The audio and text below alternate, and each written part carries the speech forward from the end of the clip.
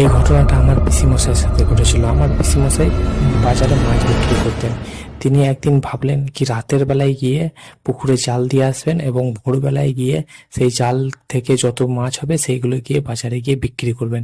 তো সেই ভেবে তিনি একদিন রাতের বেলায় পুকুরে জাল দিতে যান এবং সেখানে গিয়ে যখন জাল দিবেন তখন যেন মনে হলো ওই পার থেকে, পুরো ওই পার থেকে কিছু যেন আওয়াজ আসছে।